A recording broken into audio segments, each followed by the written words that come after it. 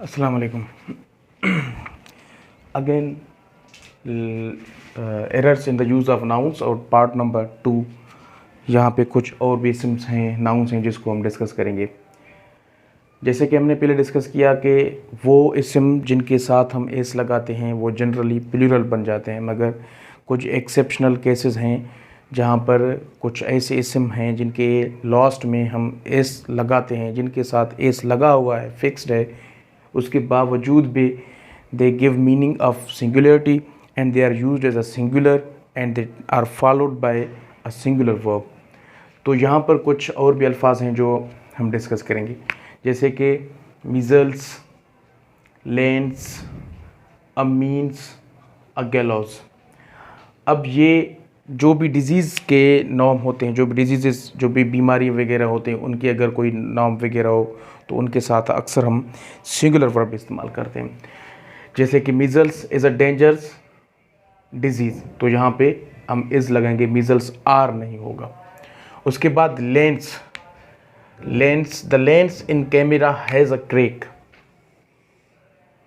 The lens in camera has a crack, have नहीं होगा। उसके बाद अ मीन्स मतलब एक ज़रिया, एक ज़रिया।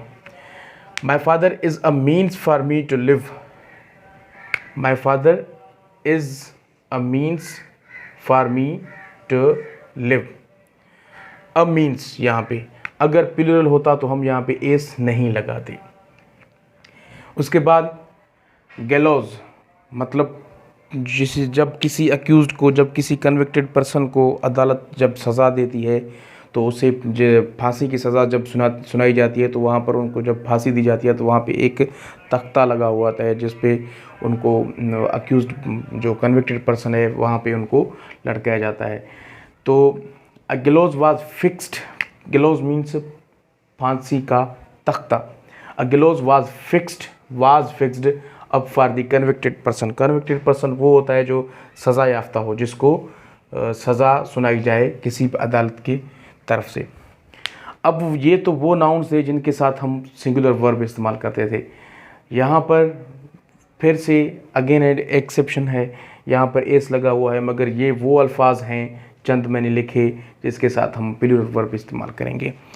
अब सबसे पहले जो अल्फाज है वो है कंटेंट्स। अब कंटेंट्स हम किस चीज़ को कहते हैं?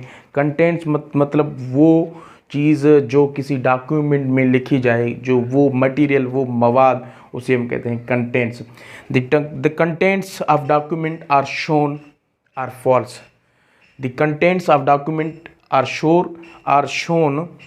शोन इज़ नहीं होगा। The contents of document are false means document में जो मवाद लिखी गई वो गलत हैं, कंटेंट्स के साथ प्लूरल लगेगा। उसके बाद the surroundings of Kashmir are magnificent, the surroundings of Kashmir are magnificent is नहीं लगेगा। उसके बाद आर्म्स मीन्स खैरात, usually the alms are given to the rich people. अक्सर ये होता है कि जो खैरात है, जो आर्म्स है, they must be given to a poor but usually they are given to rich people. Alms are given, alms is नहीं होगा। पर्टिकुलर्स मीन्स जो तफसीलात वगैरह, जब हम डॉक्यूमेंट्स वगैरह लिखते हैं तो उनके नीचे हम पर्टिकुलर्स अपने लिखते हैं कि मेरी ये तफसीलात हैं, मेरी एजुकेशनल, मैंने ये एकेडमिक कोर्स किया, ये मेरी क्वालिफ़िकेशन है, ये मेरी बैकग्राउंड है, ये मेरी हॉबीज़ हैं। So in a CV particularly, so these are called the particulars. So particulars means tafsilat. The particulars were given in the application are totally considered as a false. उसके बाद spectacles means जैसे इसे कहते हैं हम, जो glasses होते हैं, जो फैंसी ग्लासेस, एक तो ग्लासेस होते हैं जो हम पहनते हैं जिसकी नज़र वगैरह कमज़ोर हो, उसे हम कहते हैं ग्लासेस जनरली। स्पेक्टेकल्स हम उन चीज़ को कहते हैं, वो भी ऐनक ही है मगर वो जो फैंसी तौर इस्तेमाल किया जाए उसे हम स्पेक्टेकल्स कहते हैं। तो my spectacles are old, my spectacles are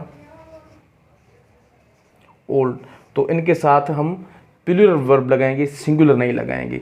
general rule ये है कि अगर किसी भी नाउन के साथ एस लगे तो उसके साथ सिंगुलर वर्ब इस्तेमाल होगा, ये जनरल रूल है। उसके बाद अगेन एक्सेप्शन, अगर एस लगा हुआ है, एस लगे तो वो प्लूरल हो जाएगा। फॉर एग्जांपल अगर एस लगे किसी भी नाउन के साथ आखिर में तो उसके साथ हम प्लूरल वर्ब इस्तेमाल करेंगे, ये जनरल रूल है।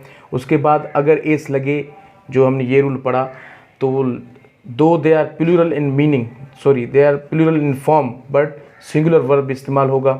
उसके बाद अगेन हमने पढ़ा कि एस लगे किसी भी अल्फाज के साथ तो उसके साथ हम प्लूरल वर्ब इस्तेमाल करेंगे। तो ये थे कुछ चीज़ें जो हमने डिस्कस किए। इंशाल्लाह आइंदा किसी और लेक्चर में हम बाकी नाउन भी डिस्कस करेंगे। थैंक यू, अल्लाह हाफिज़।